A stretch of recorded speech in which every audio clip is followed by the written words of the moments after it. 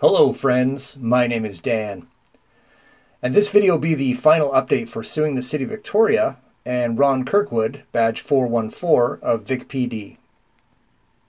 On October 3rd, 2017, a provincial judge, who the court staff refused to give me his name, but I'll definitely be getting that soon, in the law courts of Victoria, British Columbia, ruled in favor of the defendants and Ron Kirkwood and dismissed my small claims action in its entirety after a trial concluded.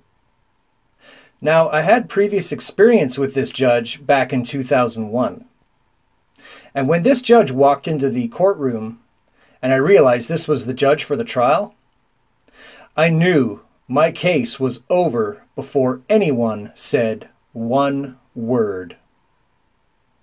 In my experience, this judge seems to despise any accused or anyone seeking justice that, say, may be going against law enforcement. And I'll be going into more detail about this judge in another video at another time.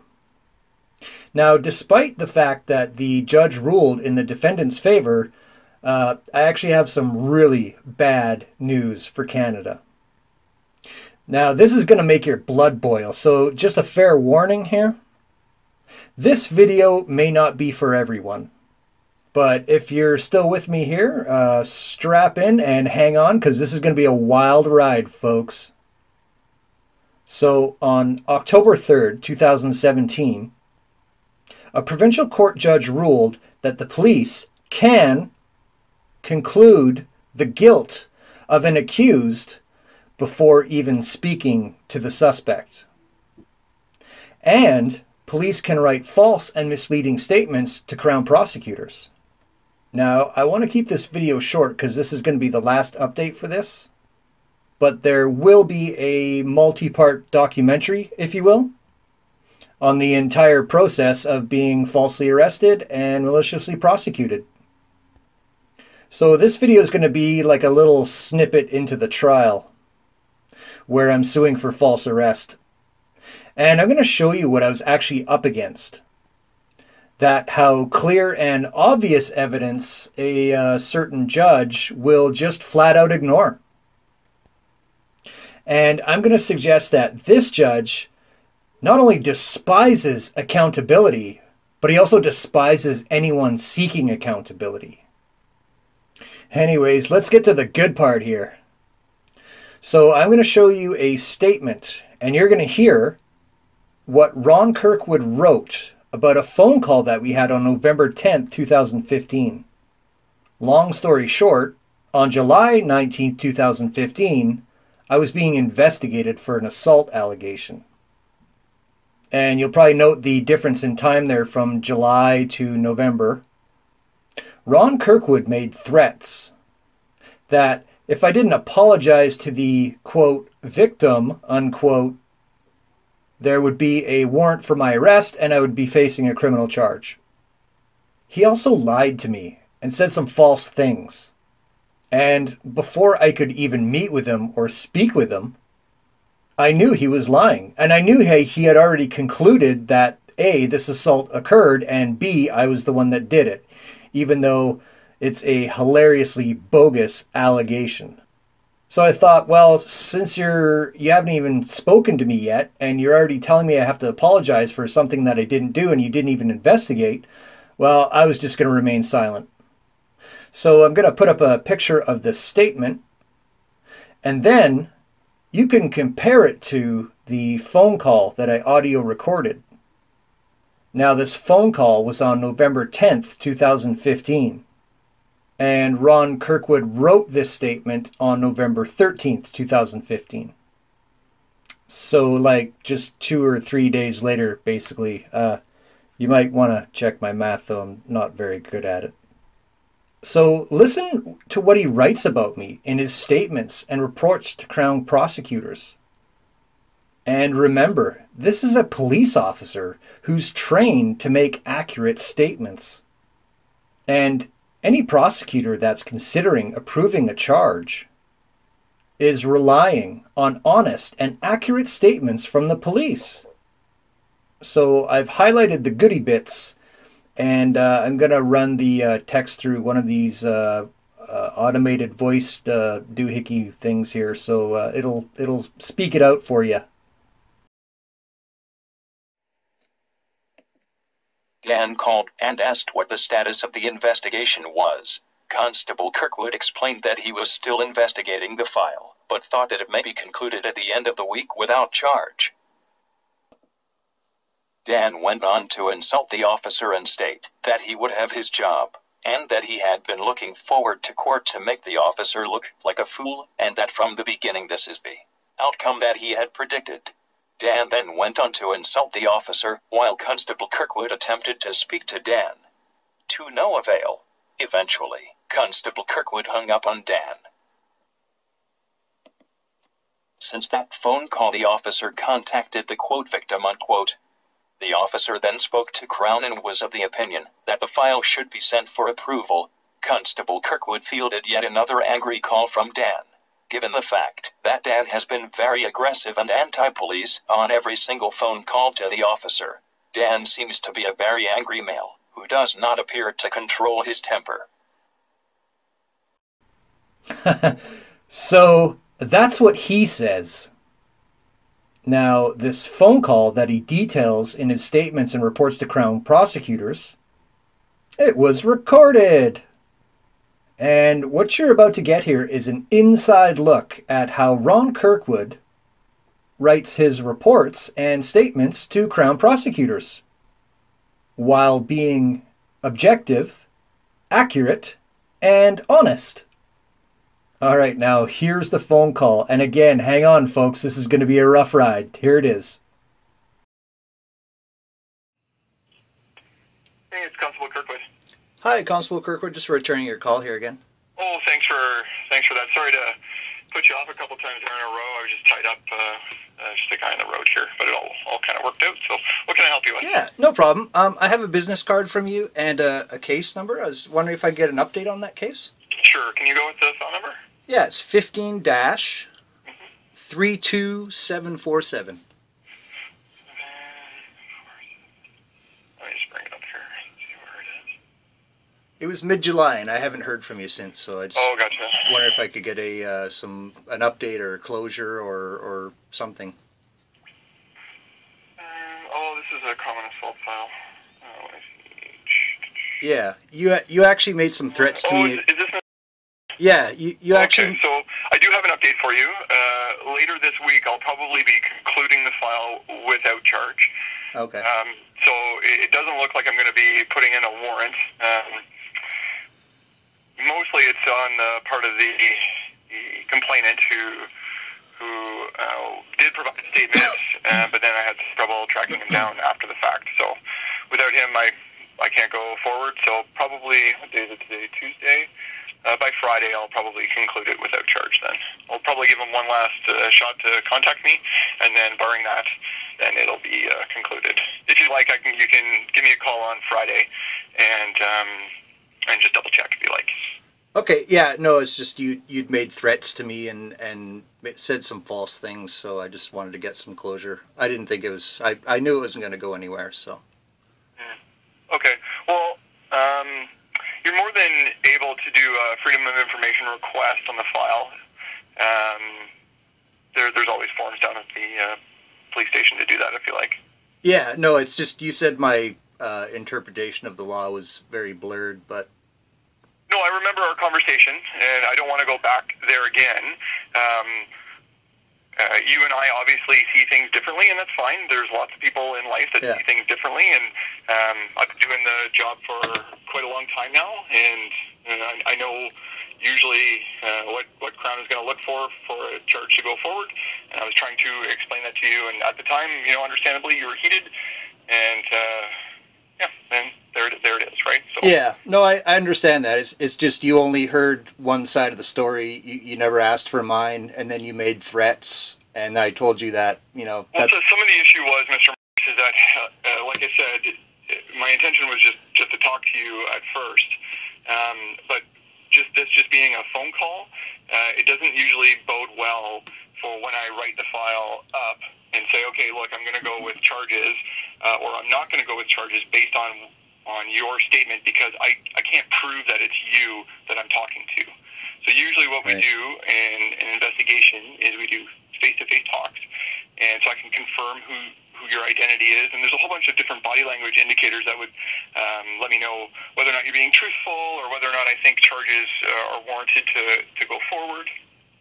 Yeah, so usually in probably 99% of cases, I'll talk to all parties face-to-face because, like you said, there are two sides to every story, right? But yeah. I know you were adamant that you didn't want to talk to police in person, and so my hands were kind of tied then, right? Yeah. So, yeah, that's usually how it goes. Yeah. The thing is I don't give in to threats, so.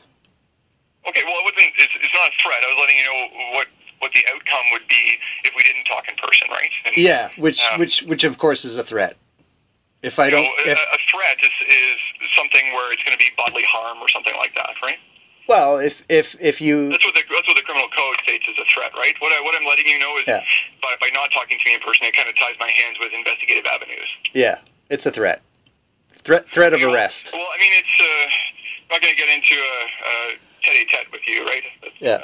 But I told you back in the morning for that. No, I understand, sir. I'm just returning your call because I told you back in July that you know, this was basically how it was going to turn out. I would eventually call you months down the road and say, you know, so it didn't work out. You know, you didn't even try to collect any evidence from me at all, and then you made threats. Well, I did. You wouldn't meet with me, right? Well, I invited you down to the station probably 5 times, and then you called me back 15 times in a row, just wanting to argue, and it's not really what I'm paid to do with you. It's not debate the law. I know. My job is to conduct an investigation, and if you don't want to come in for an interview, then my hands are tied. I know, sir. I know exactly what your job is, but here's the thing. You didn't ask me to come in for an interview. You told me that if I don't come down there and apologize to this guy, there would be a warrant for my arrest, and that's a threat, sir. That is not what I said. That's exactly what you said, sir. I'm sorry if you remember it differently. That's definitely not what I put in there. So if there's anything else I can do for you, I have no interest in furthering this conversation with you. Like I said, you can follow up on Friday, and I'll give you a firm answer whether or not the file's concluded. Yeah. Barring that, I don't really feel like I have anything more to offer you that's not going to make you angrier than you are. Oh, I'm not angry, sir. I'm just following up. Okay. You seem angry, so. Oh no. No. I'm just. Anything else I can do for you, Mr. I'm just returning your call because, as I said, you made some threats to me in July. You told me why you were calling. Yeah. Is there anything else besides that I can do for you? No, just wanted to call you back and tell you how wrong you were. Okay, Mr. You have a great day. You too, sir. Thank you. Now, this is one of the main pieces of evidence that I used at the trial. And under cross-examination, I compared his statement with the audio of the phone call. And Ron Kirkwood just kept tripping over his lies. Most of his answers weren't actually answers. They were like rants. It got to the point where I would actually just sit down and like drink like a half cup of water and yawn and scratch my head. And I almost forgot I was in court and almost fell asleep at one point. He was just ranting, like his answers to, like, you know, that should have been like yes or no. They were like 3-4 minutes long, just ranting. And then when he was done, I'd get up and I'd ask the judge, should I just ask that again? And the judge was like, no, move on. So I'm going to suggest to you that not only is Ron Kirkwood a completely dishonest police officer in his statements and reports to Crown prosecutors, but he's also, let's just say he's a liar. How about that? In court. Now, I thought this would have some bang for its buck in my trial, but the judge actually didn't really take any notice about how he lied and how he misrepresented me and how he corroborated with other people falsely and willfully in his lying statements. The judge just flat out didn't care. And in fact, the judge actually chewed me out for, quote, surreptitiously, unquote, recording the police. Right. Because no one should do that, right? Because no one likes transparency, right? And no one likes accountability, right? And once lying police officers like Ron Kirkwood write false and misleading statements to Crown prosecutors, it's his word against yours, or mine in this case. So how does this judge chew me out for recording the police when I prove that he lied and wrote false and misleading statements to Crown prosecutors in order to forward a hilariously bogus assault allegation? What do you think about all this? Leave a comment below. Well, that's my opinion. Jump on your keyboard and start debating it below. Need a car? Don't forget to stop by carmarshal.com, where you can scout through over 100,000 new and used car vehicles. Take a look around. Get you a new affordable car. carmarshal.com. Hey Charlotte County, this is Charlotte County COPWATCH, and I found that I had to make a change this ending on my videos, letting you know about the channel and fair use laws, you know, how we can report on other people's reporting and how it's good, how it's bad, etc. But you guys can look it up yourself. It is legal. It's in there. But like I've told you before, that I've been cut off from making money on YouTube for 4 years. It's really weird, bizarre, but they cut the money off, but they said you can keep the channel, and now YouTube makes all the money. And if you get bored, plug it into Social Blade website, and you'll see that they are making a huge amount off the site. Right now it's at 63 million views, 53,000 subscribers, almost 3 million views a month.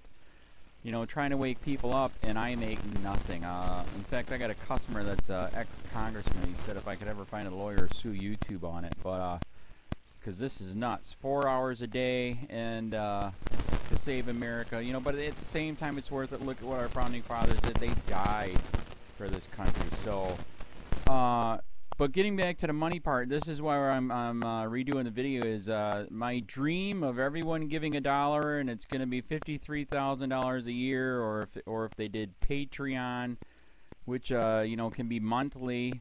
That is not working. That'd be great if it did. Nothing is perfect. And I appreciate the people that do donate, you know, what they can on PayPal. And there again, I'm letting you guys know that is not much. Is, you know, monthly is, oh my god. So anyways, yes, you cannot live on it. It's very, very, very low amount. But the dollar things, I do appreciate that. But when I first said everybody give $1, that's not working. I'm just letting you guys know it's, yeah, that dream. Everybody gives $1. 53,000 subscribers, it's not working. So yes, if you can give more than that, you know, I appreciate it. Like I said, you know, I'm in a unique situation where, you know what, we're already debt free, and I'm not rich, but with the little business that we have, I am able to do what I am able to do 45 hours a day, you know, letting you guys know what's going on. In 4 years, I've did the whole thing myself. 12,000 videos on there. I literally get emails where people are like, holy crap, I never knew it was this bad. And it is this bad, and it's getting worse every day because we have the internet, we have cell phones, we have cameras everywhere now, and it's just disgusting what's going on.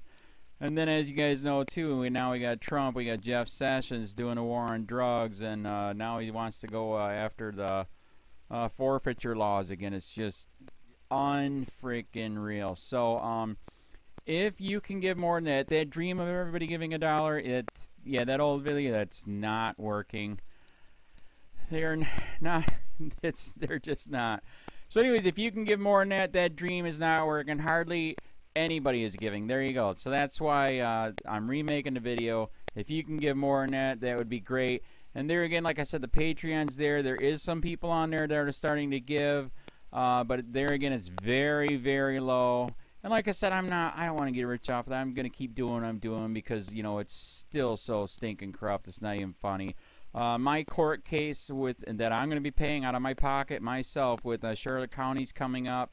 They illegally looked me up and then posted all my information on LEOAFFAIRS website.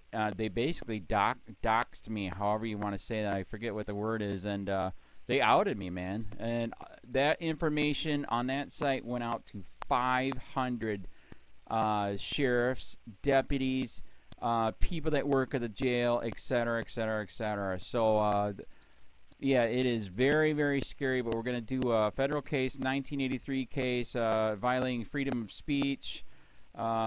We have 17 cameras in the house now. We got 2 cameras in the car. I always carry a camera plus a cell phone. A lot of people are highly recommending I get a vest now. If I could, if the wife would let me, I would run for sheriff. We are trying to push the thing nationwide right now. Where just to mix it up and to get the topics out there is register to run for sheriff, NPA, no party affiliation, as a write-in, and that is completely free, and you can participate in the elections. And there's a lot of stuff. We got a guy, James McLinnis in Pinellas County, Tampa, who almost won. He experienced the corruption himself. The story is unbelievable. Look him up. It's mind-blowing what they did. It pissed him off. He is very, very smart. He has way more money than I did. He ran for sheriff at the last 3 months last year in 2016 and almost won. He got all of the black vote.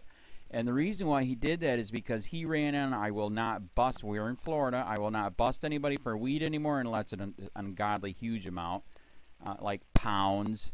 And then he also ran in, no more victimless crimes, no more of this freaking road pirate bull crap. And then he was going to cut the budget by 30%. And when you think about that, you can. If you stop the road pirates, you can get rid of a bunch of people. Gone. So, the wife has been saying, yes, I can, yes, I can't. So I don't know. We're trying to find somebody that can do it because I am busy doing this anyways. But, so I'm making a video, like I said, that $1 a month from everybody, you know, for 53,000 subscribers, that is not working. I'm just letting you guys know. Absolutely give way more than $1 a month. If you can, I appreciate anything. By the way, remember too, when you give that, PayPal takes like freaking 15 to 20%, so it's even worse than that. But, and there again, like I'm letting you guys know, it's way, what I get is very, very low. Appreciate it, but it is very, very low. Can't live on it. I'm just, you know, I'm working, and that's what I'm working on. And that court case is going to cost a buttload of money. That's federal court. Just the filing fees and the depositions that we're going to be doing with this corrupt cop. So there's another reason to give. We are going to be doing a deposition with this very corrupt. He was in a drug squad. He is a bad guy. He's on steroids. We heard steroids are rampant here. That's why their attitude is so bad. And we are going to get him on video, and it will be on YouTube. So that case alone is $5,000 just to bring it to court, and that's my money out of my pocket. So there's another reason to give, and give way more than $1 if you can. So keep that in mind. This is the new video, and I see, God, I talk a lot. It's already 7 minutes, but had to make it just to let you know that $1 a month from everybody is not working. They're not doing it. So if you can give more than that, please. So thanks. Keep it up. Share, like, subscribe, tell your friends, send me your videos on corruption, and I'll post it.